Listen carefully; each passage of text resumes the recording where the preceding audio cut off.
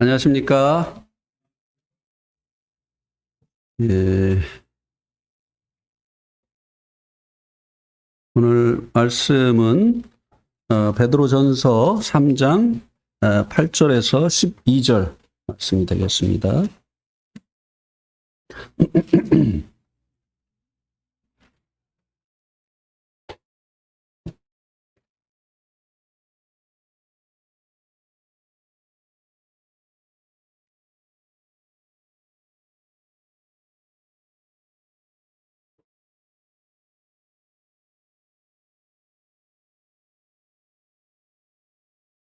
제가 한 절 읽고 형제 자매님들이 한 절 읽어주시고 이렇게 교독하시겠습니다. 마지막으로 말하노니 너희가 다 마음을 같이하여 동정하며 형제를 사랑하며 불쌍히 여기며 겸손하며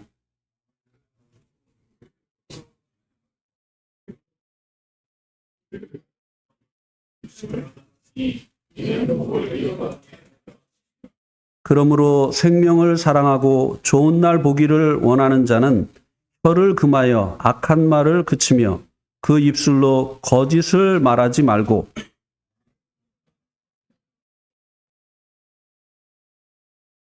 주의 눈은 의인을 같이 읽을까요? 예. 주의 눈은 의인을 향하시고 그의 귀는 의인의 간구에 기울이시되 주의 얼굴은 악행하는 자들을 대하시느니라 하였느니라. 예. 오늘 이 본문 말씀을 가지고 말씀을 전할 말씀의 제목을 생각하면서 고민을 많이 했어요. 그래서 3번이나 제목을 바꿨습니다. 처음에는 성도다운 언행심사 이렇게 했다가 그 다음에는 여기다 좀 뭐를 붙여야 되겠다. 각 대인 관계 속에서 성도다운 언행심사 이렇게 했다가 이제 3번에 걸쳐서 준비를 했거든요. 3번째 이 말씀을 준비하는데 이 말씀이 뭘 말하고자 하는지 그때서야 들어왔어요. 그래서 이제 마지막에 붙인 제목이 뭔가 하면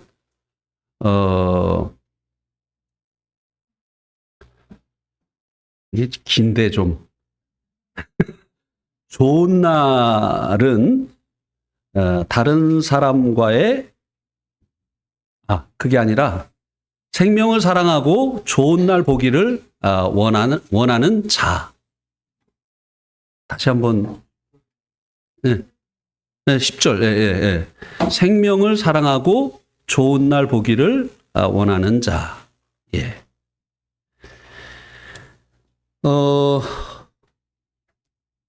이 말씀에 이제 이 주제가 바로 10절에 있다고 하는 것을 이제 알게 됐습니다.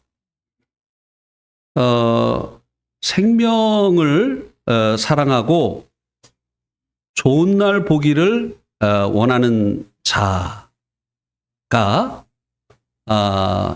각 사람들과의 그 관계 속에서 어떤 언행 심사를 해야 되는가에 대해서 말씀을 해주고 있는 것이 오늘 본문 말씀입니다. 그래서 이제 8절 말씀은 성도들 상호간에 행해야 될 것, 그 다음에 9절은 핍박자들에게 성도가 어떻게 반응을 해야 되는가, 그리고 10절에서 11절은 행복한 삶, 사랑스러운 생애를 위한 지침들, 그리고 이제 12절에서는 그렇게 해야 되는 이유, 이렇게 이제 각 구절이 말씀을 해주고 있는데요. 이 10절에서 말씀해 주고 있는 좋은 날, 이것은 행복한 날을 말씀해 주는 거죠. 어, 여러분들에게 여쭤보겠습니다. 여러분의 그 지금까지 생애 속에 가장 좋은 날이 어떤 날이었습니까? 학생들에게 먼저 물어보겠어요. 학생들 지금까지 살아오면서 제일 좋은 날이 어떤 날이었어요? 정말 행복했던 날. 우리 학생들. 네? 아, 친구랑 놀던 날? 예. 그러면 이제 그 청년들에게 묻겠습니다. 여러분들의 지금까지 살아온 그 생애 속에 가장 좋은 날, 행복했던 날이 어떤 날이었습니까?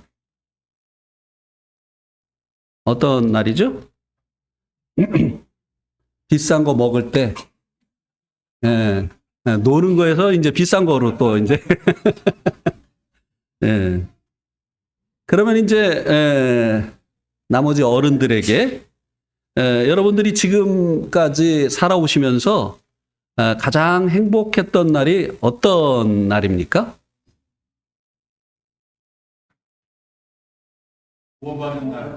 네, 제가 원하는 대답이 드디어 나왔네요. 역시. 발록은 못 속여요. 예. 우리의 그, 성도들에게 있어서 가장 그 좋은 날, 행복했던 날은 오 해피데이. 내 모든 죄 사함받은 그날. 그날이었죠. 그리고 또 하나님의 그 자녀가 되어진 그날. 그날이 이제 우리들의 그 생애 속에 가장 행복했던 날인데요. 오늘 이 말씀이 우리의 인생이 사랑스러운 날들이 되어지고 그리고 또 행복한 날들이 되어지기 위해서 이 대인 관계 속에서 우리가 행해야 될 일을 말씀해 주고 있습니다. 그러니까 우리에게 이 주어지는 이 행복, 우리의 인생이 정말 이 사랑스러운 이런 인생이 되어지는 것이 사람들과의 이 관계 속에서 주어진다고 하는 것을 오늘 말씀이 우리들에게 말씀해 주고 있습니다. 첫 번째는 성도들 상호 간의 관계 속에서 행해야 될 것에 대해서 말씀해 주고 있는데요.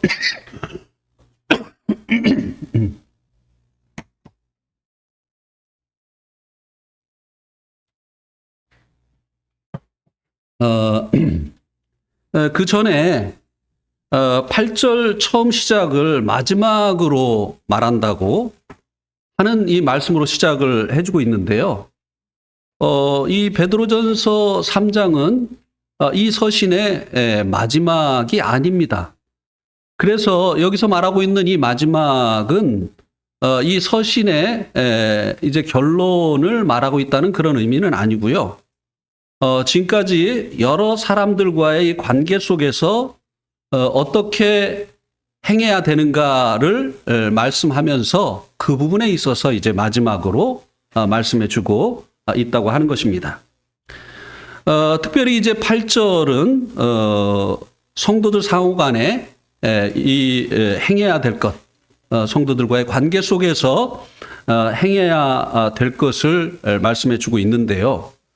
첫 번째는 마음을 같이 하는 것이라고 말씀해 주고 있습니다.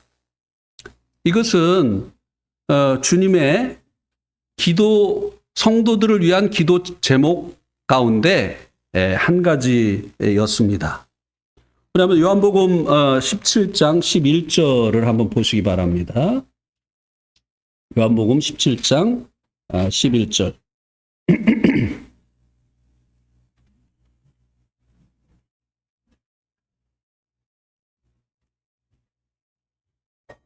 나는 세상에 더 있지 아니하오나 그들은 세상에 있사옵고 나는 아버지께로 가옵나니 거룩하신 아버지여 내게 주신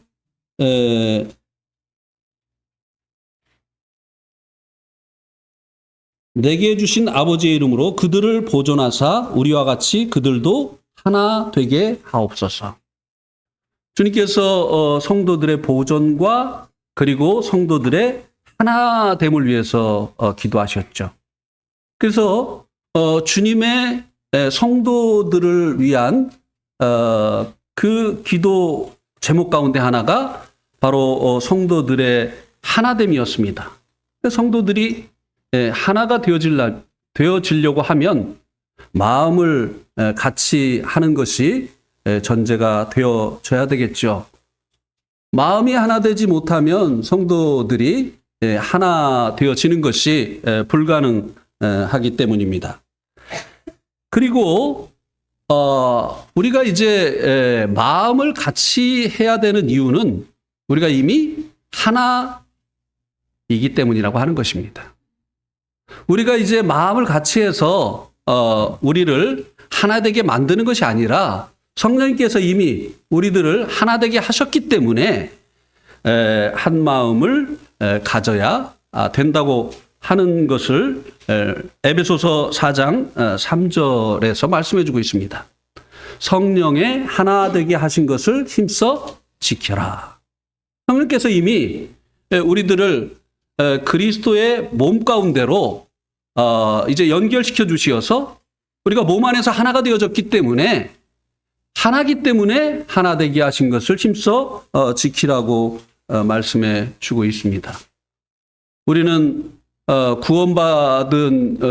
구원받게 되어질 때 주님의 몸인 이 교회 가운데 지체로 부르심을 받았습니다. 그래서 몸에 많은 지체가 있지만 몸이 하나인 것처럼 우리는 이미 하나라고 하는 것입니다. 그렇기 때문에 우리가 한 마음을 가져야 된다고 하는 것입니다. 저는 이 하나됨을 생각할 때마다 출애굽기 26장 26절에서 29절에서 말씀해 주고 있는 성막의 이 널판들을 생각하게 됩니다. 48개의 이 널판들이 그 각 널판에 있는 그 홈과 그리고 그 촉으로 이것이 이제 결합이 되게 됩니다. 하나 되게 됩니다. 그런데 이렇게 홈과 촉으로 하나 되어진 48개의 이 널판들이 다시 5개의 띠로 더 단단하게 결합이 되어진다고 하는 것입니다. 우리가 이미 하나 되어졌기 때문에 하나 되는 것을 힘써야 된다고 하는 것입니다. 그러기 위해서 마음을 같이 하는 것이 필요하다고 하는 것입니다.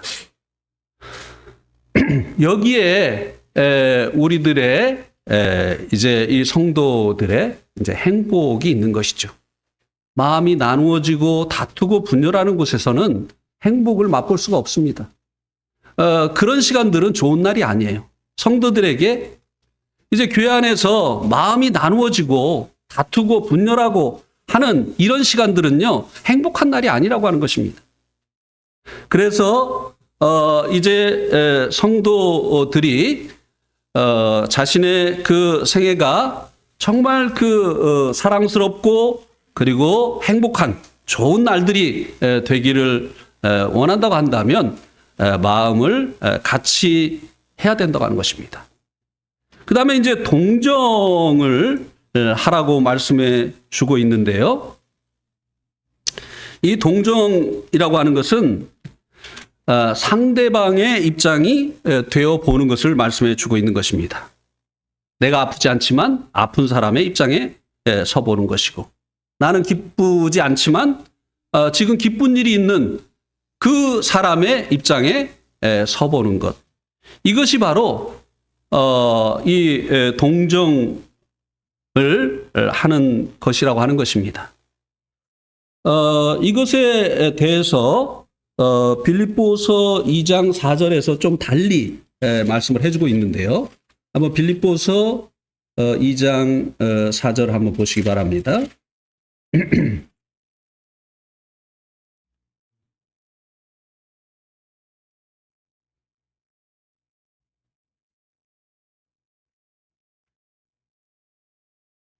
빌립보서 2장 4절에 보면 각각 자기 일을 돌아볼 뿐더러 또한 각각 다른 사람들의 일을 돌보아 나의 기쁨을 충만하게 하라.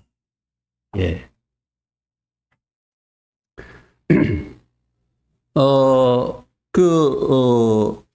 영어 성경에 보면 다른 사람의 일을 뭐라고 얘기해주고 있느냐면 다른 사람의 관심사라고 얘기를 해주고 있어요. 다른 사람의 관심사. 우리는요, 내가 관심을 갖는 일에 다른 사람들도 관심을 가져주기를 원하지요. 근데 성경은요, 우리가 다른 사람의 관심사에 대해서 관심을 가지라고 말씀해 주고 있습니다. 조금 다르긴 하지만 이 동정이 바로 그런 것이죠. 다른 사람의 그 기쁨, 다른 사람의 그 슬픔, 다른 사람이 가지고 있는 그 관심, 그것에 내가 같이 하는 것, 이것을 동정이라고 말씀해 주고 있죠. 나는 굉장히 슬프고 힘든데 성도들이 같은 마음을 갖지 아니하고 힘든 내 옆에서 즐거워하고 있다고 한다면 거기에서 우리가 행복을 느낄 수가 없게 되어지겠죠. 내가 아플 때 같이 아파해 주는 이 성도들과 함께하게 되어질 때 비록 아프지만 우리가 그 상황 속에서 같이 아파하는 이 성도들로 인해서 이제 행복할 수 있게 되어지는 거죠. 이렇게 이 동정하는 이런 그 삶이 아름다운 사랑스러운 삶이 되어지는 거죠. 다른 사람 아파 죽겠는데 혼자 좋아하면 이거 볼썽사나운 거 아니겠습니까? 정말 이것이 보기에 사랑스럽다기보다는 정말 보기 어려운 이런 모습이 아니겠느냐고 하는 것입니다. 그 다음에 이제 형제를 사랑할 것을 말씀해 주고 있는데요. 사랑이 있는 곳에는 이제 그 행복이 있을 수밖에 없죠. 그런데 성경에서 말하는 이 사랑은요, 세상에서 말하는 그 사랑과 좀 다르죠. 그죠? 세상 사람들도 자기를 좋아하는 사람을 좋아하고 자기를 사랑하는 사람을 이제 사랑하죠. 근데 이제 성경에서 말하는 형제 이 사랑은요, 나를 어렵게 하는 자까지도 사랑하는 것을 말씀해 주고 있는 것입니다. 예. 세상은 이제 주는 대로 되돌려 주는 것이 이제 세상의 원리잖아요. 그런데 여기서 말하고 있는 이 형제의 사랑은요, 상대방이 내게 주는 것이 아픔인데 그 아픔을 되돌려 주는 것이 아니라 그에게 사랑을 되돌려 주는 이 사랑을 말씀해 주고 있다고 하는 것입니다.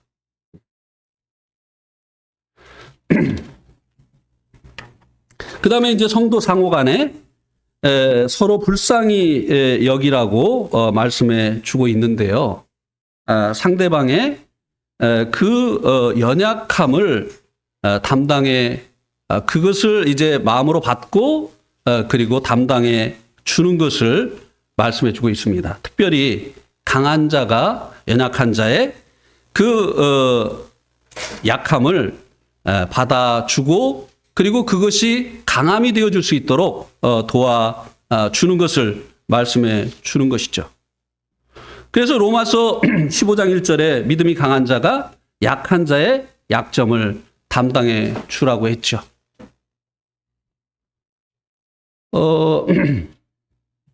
우리 이제 교회에 아이들이 이제 많이 있는데요. 참 감사한 일이에요.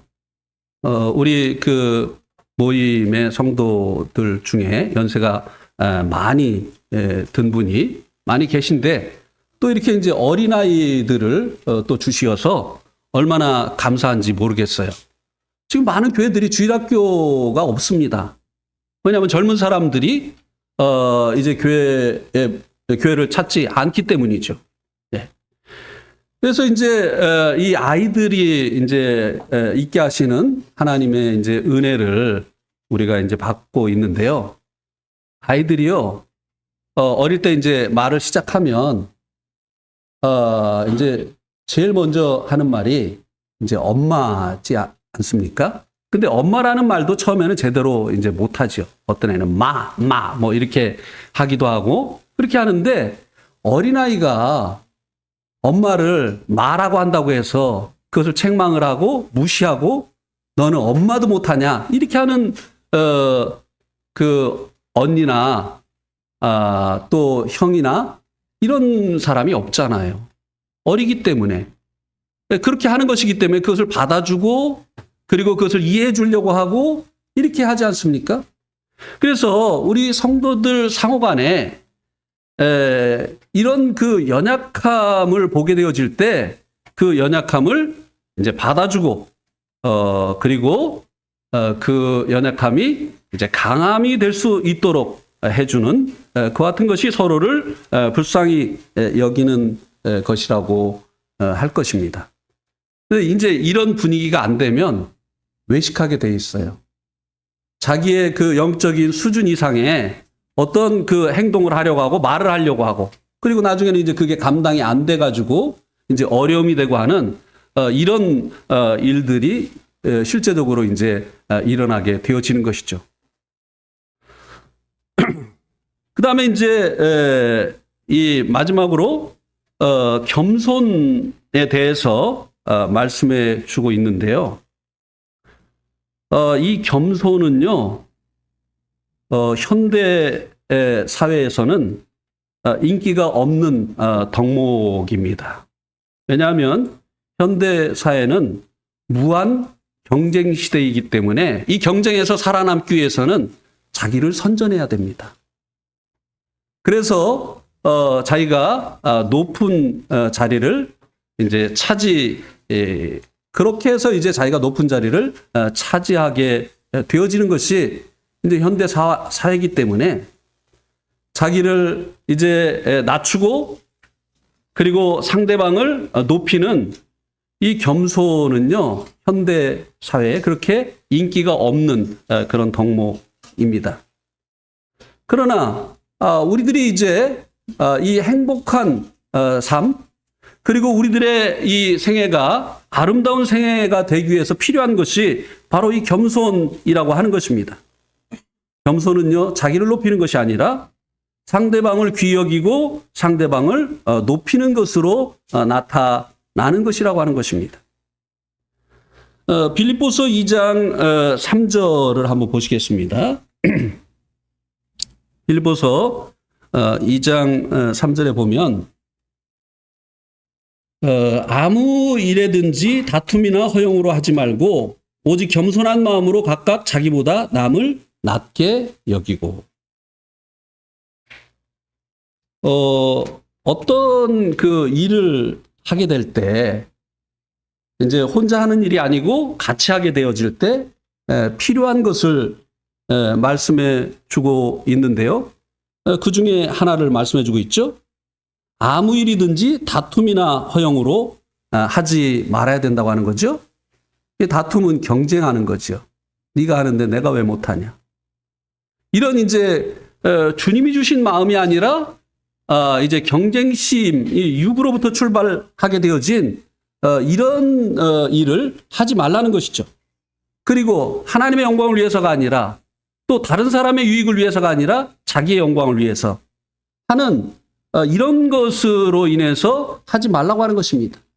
그래서 우리가요, 어떤 일을 하기 전에 이것이 정말 주님으로 말미암은 것이냐, 아니면 다른 이 성도와의 그 경쟁심으로 인해서 내가 지금 이것을 하려고 하는 것이냐, 아니면 이것을 통해서 내가 영광받기를 원해서, 인정받기를 원해서 좋은 평판을 듣기 위해서 하고 있는 것이냐라고 하는 것을 살펴서 만약에 그런 것들이 일을 하는 동기가 되어진다고 한다면 그 일을 하지 말아야 된다고 하는 것입니다. 그 마음을 가지고 일을 해서는 안 된다고 하는 것입니다. 오히려 겸손한 마음으로 각각 자기보다 남을 낮게 여기는 이런 마음으로 같이 일을 해야 된다고 하는 것입니다. 자기보다 남을 낮게 여기는 것이 겸손으로 인해서 나타나는 것이죠. 교만한 사람은요, 모든 일에 자기가 낫다고 생각을 하는, 뭐든지 자기 생각이 맞고 뭐든지 자기가 하고 있는 이 일이 이제 다른 사람이 하는 것보다 낫다라고 이제 생각을 하는 것이죠. 우리가 이제 몇몇 성도들과 함께 금요일 날 그리고 이제 토요일 날 동부교회에서 복음 집회를 하는데 참석을 했습니다. 그리고 이제 우리가 하나같이 느낀 게 뭐냐면, 야, 진짜 그 강사 형제님 진짜 하나님이 세우신 전도자다. 다 그렇게 인정을 했잖아요. 네. 그러니까 어떤 일을 하게 되어질 때 그 일에 대한 하나님께서 전문가가 있잖아요. 그러면 그분이 그 일을 할 수 있도록 나보다 그분이 낫다고 하는 것을 인정을 하고 그분이 그것을 주도할 수 있도록 그렇게 해야 된다고 하는 것입니다. 마음에는 내가 너보다 낫다. 그런데 나보다 낫게 여기라고 했으니까 이 외식하지 말고, 그게 아니라 어떤 일을 할 때 이 일에 대해서 하나님께서 은사를 주시고 일을 잘할 수 있는 사람이 누군가를 분별을 해서 그분을 나보다 낫게 여기고, 사실이 그렇잖아요. 제가요 목공 일을 할 때는요 우리 고영님에게 절대 이래라 저래라 하지 않는 게 아니라 못합니다. 왜요? 저보다 낫잖아요. 이게 나은 걸 낫게 여기는 거예요. 그냥 속에는 내가 너보다 나은데 하면서 낫게 여기라고 하니까 외식하는 이런 그 마음을 감추고 이렇게 외식하는 그것이 아니라 나은 분들이 있잖아요. 전도를 할 때 또 그 전도자들이 복음을 전하면 그 일이 이제 효과적으로 되어지는 것이 아니겠습니까? 예. 그다음에 또 교회에서는 이 장로들을 존경하라고 했습니다. 예. 그런데 우리가 이제 마음이 높아지잖아요. 아무도 존경하지 않아요. 아무 말도 들으려고 하지 않습니다. 듣는 것은 무엇이냐? 자기 생각하고 똑같을 때만. 이게 아니죠. 그래서 우리가 이제 그 행복한 이런 삶을 사는데 정말 필요한 것이 이 겸손이라고 하는 것입니다. 자기보다 하나님께서 이제 위에 두신 이 성도들을 존경하고, 그리고 또 성도들을 대할 때 예의를 갖추어서 이렇게 대하고. 그 교만한 사람들은요, 자기보다 이제 연세가 많으신 분한테도요, 먼저 인사를 안 해요. 그죠? 먼저 인사를 해야 인사를 하고 말이죠. 그리고 또 어떻죠? 자기보다 연세 많은 분하고 대화를 하는데 반말을 해요, 그렇게. 지난번에도 말씀을 드렸지만 그게 어떤 자매님이 그러시더라고요. 왜 이렇게 형제 자매들이 어른들하고 대화를 할 때 존대를 안 하고 이렇게 반말을 하는지 모르겠다. 그랬더니 어떤 자매님이 그게 요즘 유행인가 봐요. 예. 그게 교만입니다. 자기를 높이는 거 아니겠어요? 상대방에게 하대를 하는 것은, 말을 할 때 이 반말을 하는 것은 자기를 높이는 것이고 상대방을 낮추는 것이 아니겠느냐고 하는 것이에요. 이게 겸손과 반대되어지는 것이죠. 교만한 것이죠. 예. 그런 곳에서는 이제 우리들이 이제 행복을 맛볼 수가 없죠. 왜요? 아니 그 자기가 하대를 받는데 거기서 어떻게 행복을 느낄 수가 있겠어요?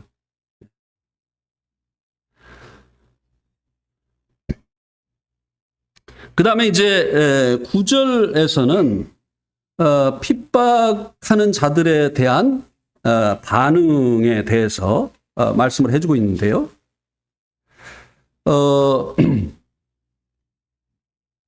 악으로 이 핍박은요 경건하게 살고자 하는 자들에게 따르는 것이라고 디모데후서 3장 12절 말씀에서 말씀해 주고 있습니다. 한번 보실까요? 디모데후서 3장 12절.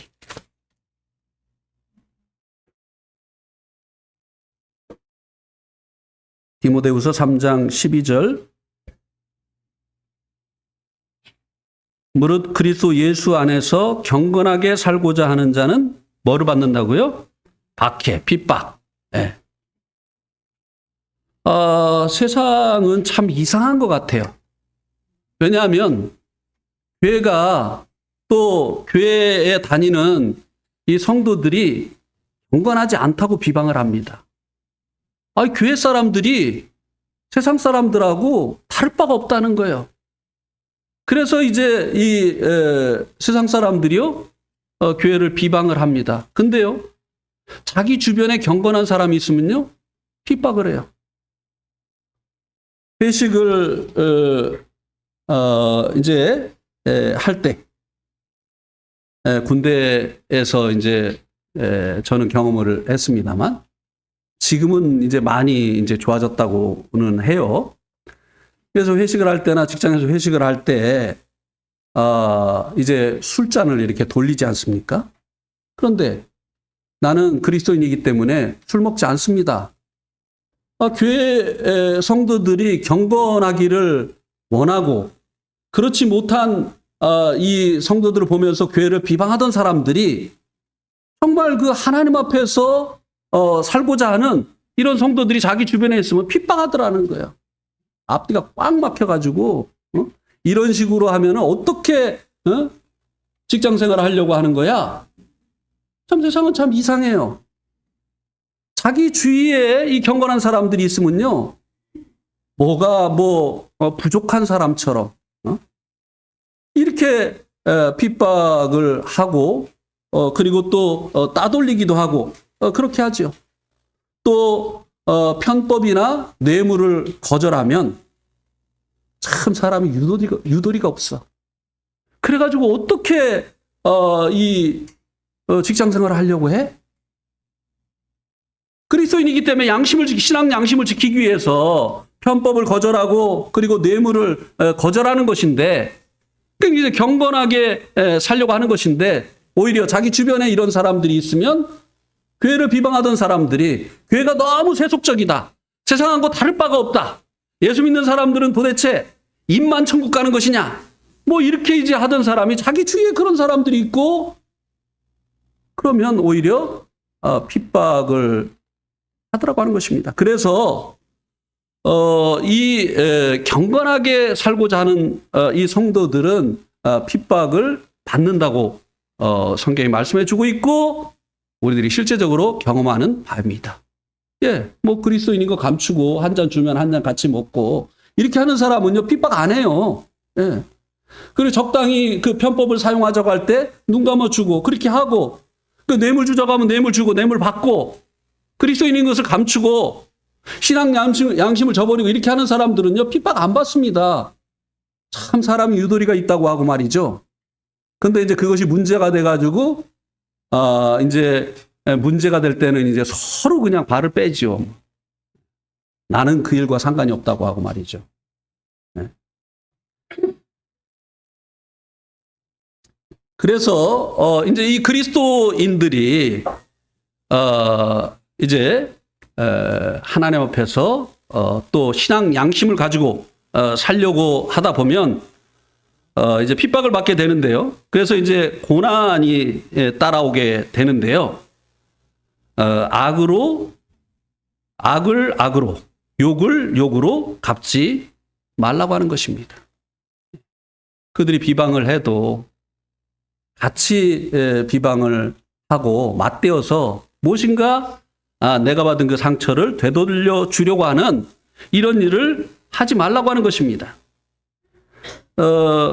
주님께서 그렇게 하시는 그 본을 우리들에게 보여주셨잖아요. 베드로전서 2장 24절에 한번 볼까요? 베드로전서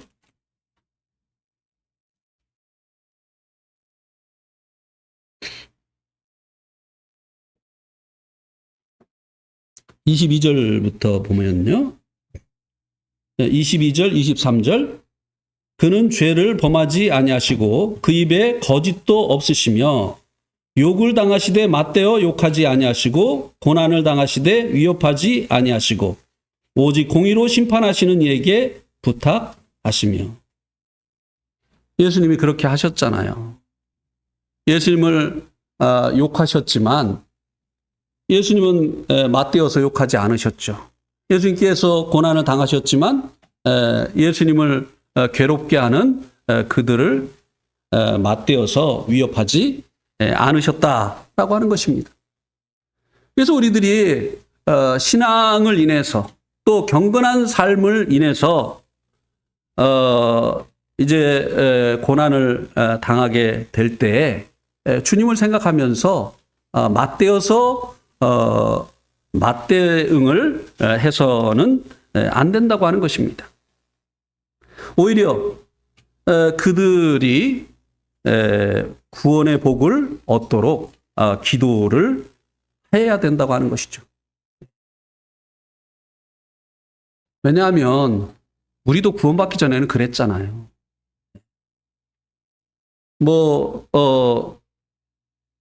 구원받기 전에 자기 주변에 이렇게 그 신앙 양심을 가지고 살아가고 그리고 하나님을 경외하기 때문에 정말 이 불의와 타협지 않으려고 하는 이런 사람에 대해서 우리도 그랬잖아요.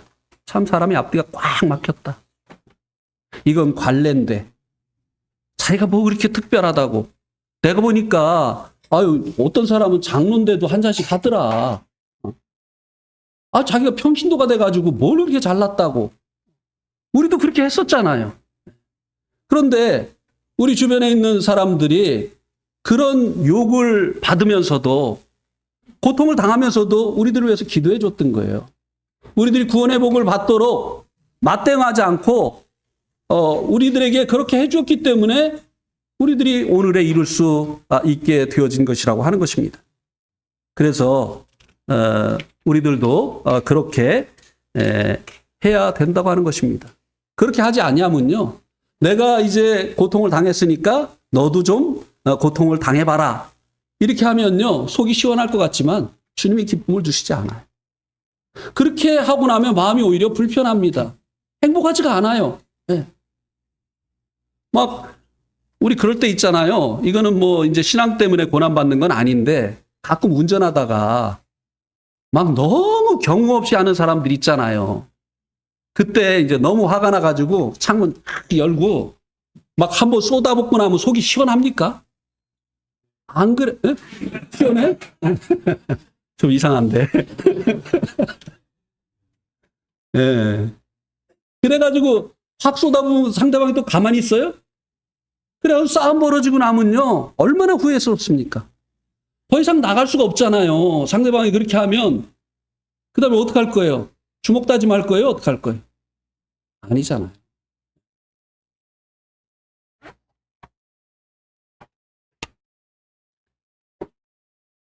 진짜.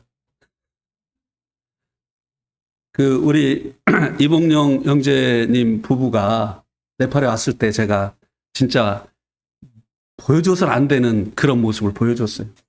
운전하다가 하도 화가 나가지고 네팔 말로 하면은 알아들으니까 싸움이 벌어지니까 한국말로 막 욕을 했어요. 근데 다 들었잖아요. 그러니까 그렇게 불편한 거예요. 예.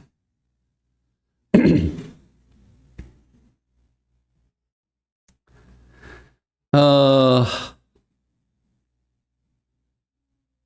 악이라고 하는 것은 다른 사람에게 손해를 끼치는 결과를 가져오게 됩니다. 이 선이라고 하는 것은요, 다른 사람에게 유익을 가져다 주는 결과를 초래하게 되죠. 그래서 어떤 분이 이렇게 얘기를 했어요. 악을 선으로 갚는 것은 하나님의 태도요. 선을 선으로 갚는 것은 인간적인 태도요. 악을 악으로 갚는 것은 짐승적인 태도요. 선을 악으로 갚는 것은 마귀적인 태도다. 우리가 어떤 사람이 돼야 되겠습니까? 예, 주님을 본받는 사람이 돼야 되겠죠.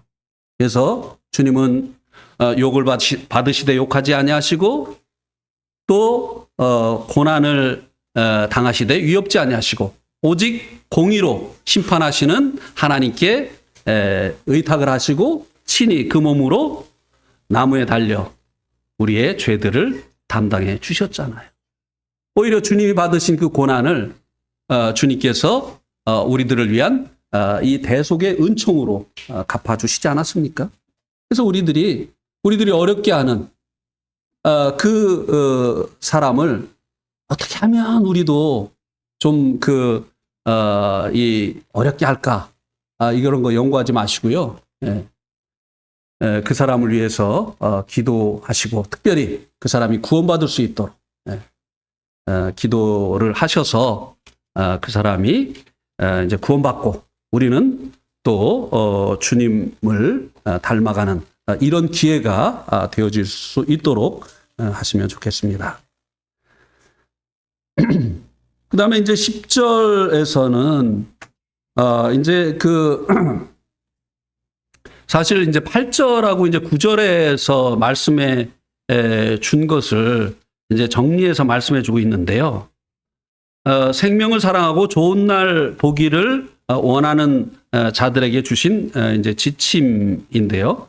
이것은 사실 시편 34편 12절에서 16절을 인용한 것입니다.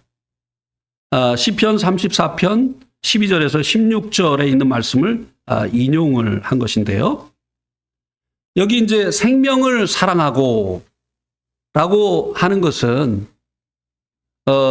우리의 이 삶이 성도들과의 관계 속에서 앞에서 말씀해 주고 있는 것처럼 그렇게 이제 하게 되어질 때 또 우리를 핍박하는 자들에 대해서 또 여기에서 말씀해 주고 있는 대로 하게 되어질 때 우리의 그 생명, 우리의 그 생애가 사랑하고 싶은, 그러니까 이걸 바꿔서 이제 말을 하면 우리의 이 생애가 정말 사랑스러운 이런 생애가 되어진다고 하는 것입니다. 그런데 우리의 시간 속에 우리가 이렇게 하지 못했던 그 시간들이 있잖아요. 성도들과 다투고 분열하고, 예, 그리고 교만 떨고 뭐 이렇게 했었던 이런 시간들이 있잖아요. 이 시간들은요, 사랑스럽지가 않아요. 내가 볼 때도 이 시간들은 정말 없었으면 좋겠다고 하는 그런 시간들이잖아요. 또 교회도 마찬가지입니다.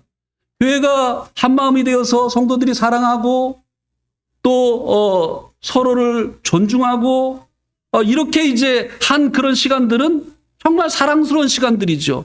기억하고 싶은 그런 시간들이죠. 그러나 그렇지 못했던 이 시간들 지워버리고 싶고 없었으면 좋겠는 정말 이 저주스러운 이와 같은 시간들이 또 교회 가운데도 있지 않습니까? 그래서 여기 이제 생명을 사랑하고 이 말씀은 우리들의 이 생애가 정말 이 사랑스러운 생애가 되어져야 될 것에 대해서 말씀을 해주고 있는 것입니다. Lovely life. 제가 이제 처음에 이제 네팔에 가서 UMN이라고 하는 그 선교 그 단체의 게스트 하우스에 이제 갔습니다. 거기에서 이제 뉴질랜드 선교사를 만났는데요. 할머니예요. 얼마나 나이가 많이 드셨는지 얼굴이 쪼글쪼글해요. 아니면 나이가 안 드셨는데 선교지에 와서 고생을 하셔서 그랬는지도 모르겠어요. 제가 이제 서양 사람들에게 묻지 말아야 될 것 중에 하나가 뭐라고 하죠? 나이, 종교, 뭐 이런 거라고 해서 이제 나이를 못 물어봤지만 하여튼 연세가 많이 드신 분이었어요. 근데 이제 이 분이 뉴질랜드 선교사인 이 분이 어떻게 그 네팔에 왔느냐고 이렇게 물어보길래 이제 주님께서 인도하셔서 네팔에 복음 전하러 왔다고 하니까 이 할머니가 뭐라고 하냐. 러블리 막 이래. 너무 사랑스럽다는 거예요. 우리의 생애가 다른 사람을 유익하게 하기 위해서, 특별히 그들이 구원받는 일을 위해서 사용이 되어질 때 러블리하지 않습니까? 그죠? 내 유익을 위해서 다른 사람을 희생시키고 다른 사람을 아프게 하고 하는 이런 시간들은 뭐죠? 러블리 반대가 뭐죠? 네. 그렇게 되는 거 아니겠습니까? 나 때문에 많은 사람들이 유익을 얻고 나 때문에 많은 사람들이 기뻐하고 이렇게 하게 되어질 때 우리의 생애가 정말 사랑스러운 그와 같은 생애가 되어지지 않겠습니까?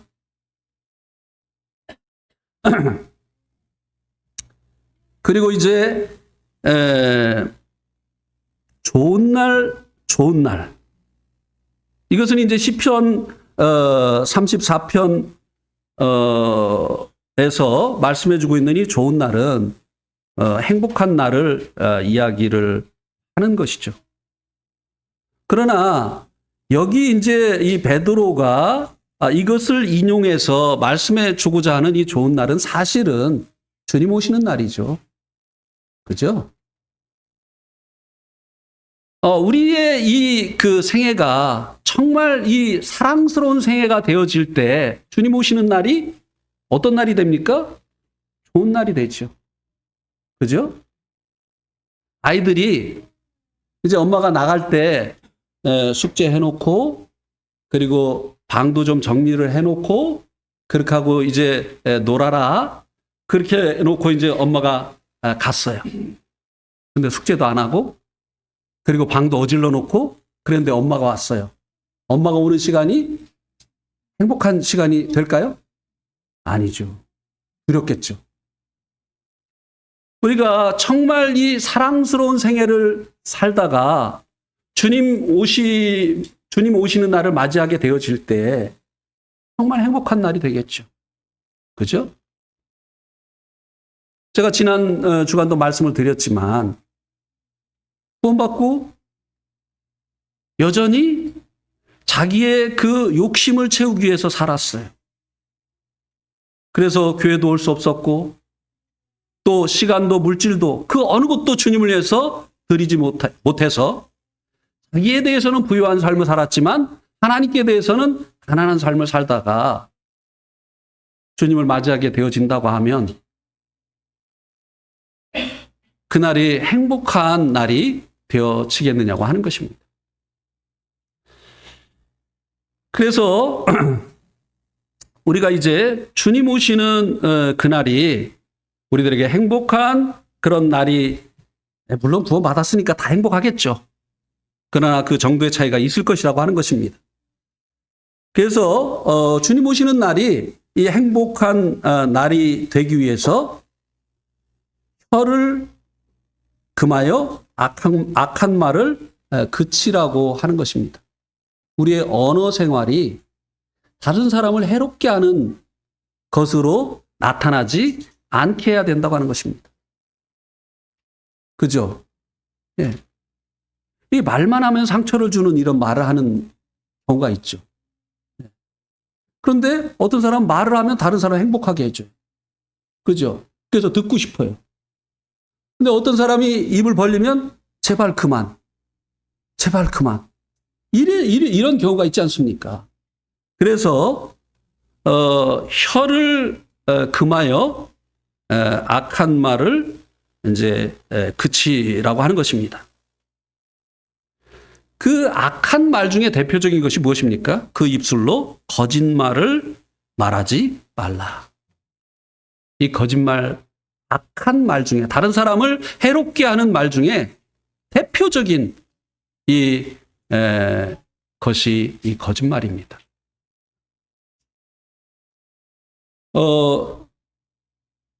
이 마귀가 이 거짓의 이제 압이지 않습니까?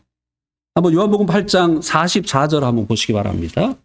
요한복음 8장 44절.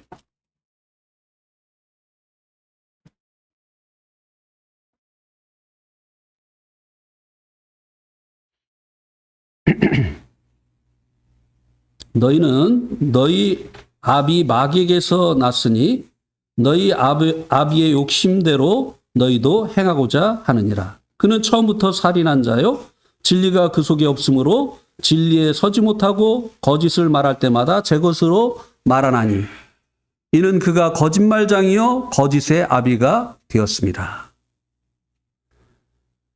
이 마귀를 살인자라고 말씀해주고 있죠. 마귀가 처음부터 살인한 자다 이렇게 말씀해주고 있는데요. 이 살인보다 다른 사람에게 해를 끼치는 일이 없지 않습니까? 생명을 빼앗는 거. 그죠? 그런데 이 마귀가 이 처음 사람들을 어떻게 죽음으로 몰아넣느냐고 하는 것이에요. 거짓말로. 하나님께서 선과 악을 알게 하는 나무의 실과를 먹지 말라고 하셨는데 먹는 날에는 정령 죽으리라고 했는데 마귀 와서 뭐라고 했어요? 안 죽어. 거짓말했어요. 오히려 너희들이 그것을 먹는 날에는 너희 눈이 밝아서 선과 악을 아는 일에 하나님처럼 된다. 거짓말로 사람을 죽음에 이르도록 했어요. 우리가 그 할 수 있는 이 말 중에 가장 악한 말이 뭐냐면요. 거짓말이에요. 거짓말. 그래서 이 성도들이요.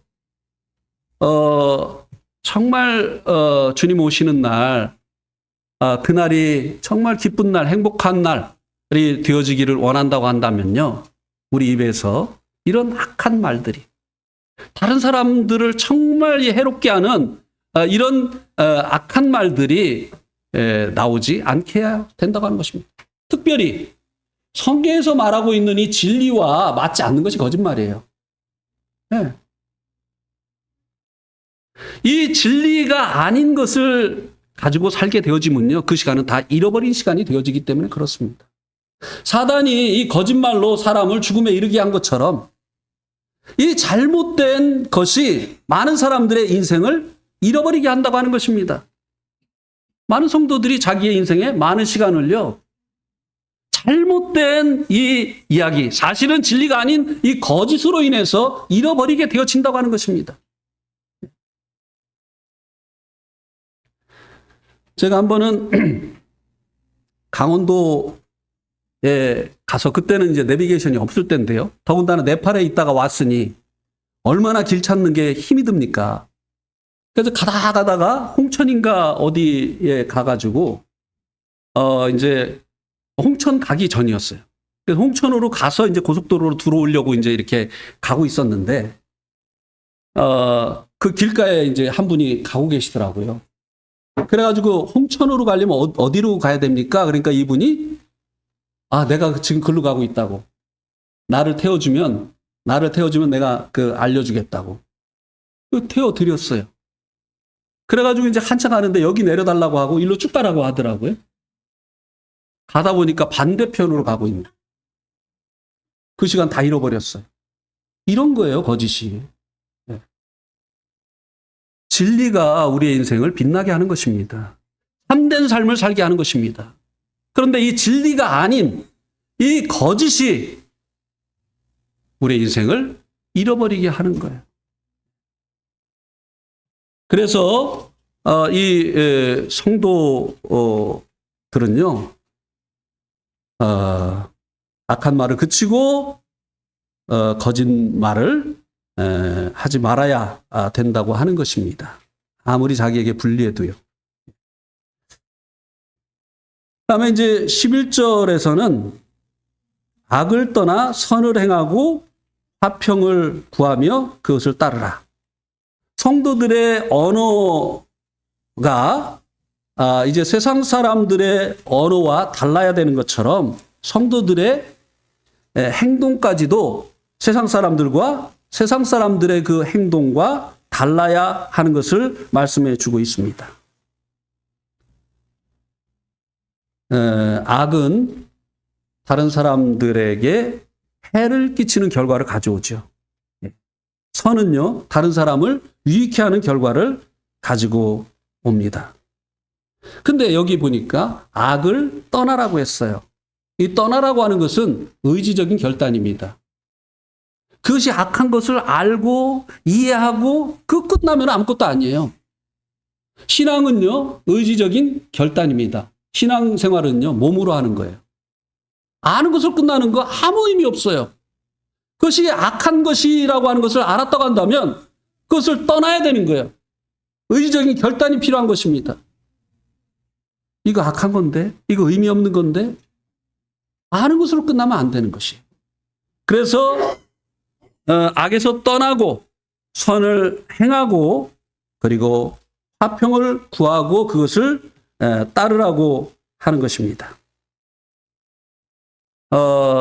이 어떤 사람은 어딜 가든지 이제 그 문제를 일으키죠. 분열을 일으키고 싸움을 일으키고 트러블 메이커가 있는가 하면, 근데 어떤 사람은 어딜 가든지 그 사람이 있는 곳에는 이제 평화, 화목, 이런 것이 이제 있는 사람들이 있잖아요. 그리스도인들이 바로 이렇게 피스메이커가 돼야 된다고 하는 것입니다. 그리스도인들이 있는 곳에는 이 화목과 화평이 있어야 된다고 하는 것입니다. 그러기 위해서는요, 악을 행해서는 안 되는 거예요. 다른 사람들에게 해를 끼치는 이런 행동을 해서는 안 된다고 하는 것입니다. 다른 사람을 유익해 하는 이 사람들이 이제 그 교회를 화목케 하고 사람과 사람들을 화목케 하고 또 자기가 있는 곳에 평화를 가지고 오는 이와 같은 일을 하게 되어지는 것이죠.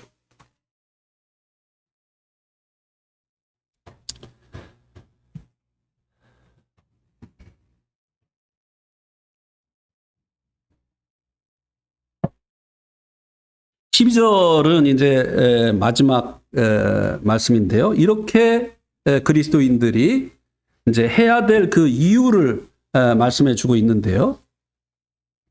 8절은 성도 상호 간에 행해야 할 것에 대해서, 9절은 핍박자에게 성도가 어떻게 반응해야 되느냐에 대해서, 10절과 11절은 사랑스러운 삶, 행복한 삶을 위한 지침을 얘기해 주고 나서 이렇게 해야 될 그 이유가 하나님 때문이라고 하는 것입니다. 하나님의 눈은 의인을 향하십니다. 그분의 귀는 의인의 간구에 귀를 기울이십니다. 그리고 그분의 얼굴은 악인들을 향하십니다. 성도들의 선한 언어와 선행을 하나님께서 보고 들으시고 악인들의 악행들도 하나님께서 보고 들으시기 때문이라고 하는 것입니다. 그리고 그 결과로 의인들의 간구를 들으시고 악인들의 악행을 보응하신다고 하는 것입니다. 하나님께서 죄 가운데서 드리는 간구는 듣지 않으십니다. 여러분 이거 기억하셔야 돼요. 기도를 많이 하고 간절히 하고 열심히 하는 게 중요한 게 아니에요. 우리가 죄 가운데 있게 되어지면요, 아무리 열심히 기도를 해도, 간절히 기도를 해도, 많이 해도 하나님께서 들으시지 않으십니다. 자, 이사야서 59장 2절을 한번 보세요. 그러니까 오늘 말씀해 주신 이 말씀을 역행하면서 우리가 하나님 앞에 기도하면 그 기도를 하나님이 들어주시지 않는다는 거예요. 이사야서 59장 2절에 보면, 오직 너희 죄악이 너희와 너희 하나님 사이를 갈라놓았고 너희 죄가 그 얼굴을 가리어서 너희에게 듣지 않으시게 함이니라. 1절도 볼까요? 여호와의 손이 짧아 구원하지 못하심도 아니요 귀가 둔하여서 듣지 못하심도 아니라. 우리가 기도하는 소리를 하나님께서 못 들어서가 아니라 하나님의 그 손이 짧아서 하나님께서 능력이 부족해서 우리를 구원하시지 못하시는 것이 아니라 너희 죄가 하나님과 너희 사이를 가로막았고 사이를 내었고 너희 기도를 듣지 않으시게 하는 원인이 되어졌다. 이렇게 말씀해 주고 있습니다. 그래서 우리가 이제 이렇게 앞에서 말씀한 대로 우리가 행해야 될 그 이유가 하나님 때문이라고 하는 것입니다. 하나님께서는 성도들의 선한 언어와 선행을 보고 들으시고 악인들의 악행도 하나님께서 보고 들으시기 때문에 그렇다고 하는 것입니다. 또 하나님께서는 공의로우신 분이시기 때문에 사람이 무엇으로 심든지 심는 대로 거두게 하시는 분이시라고 하는 것입니다. 우리가 이제 구원받았기 때문에 이제 천국에는 이제 다 가잖아요. 그런데 우리가 이제 구원받고 나서 살아가는 동안에 어떻게 살았느냐. 이거 굉장히 중요하다는 거예요. 우리가 어떤 언어를 구사하면서 살았느냐. 우리가 어떤 행동을 하면서 살았느냐. 우리를 박해하는 자들에 대해서 어떤 반응을 보였느냐. 라고 하는 이것이 이제 우리가 주님 앞에 섰을 때 어떠한 영생을 보내느냐와 깊은 관련이 있다고 하는 것입니다. 오늘 말씀 여기까지 말씀을 드리겠습니다.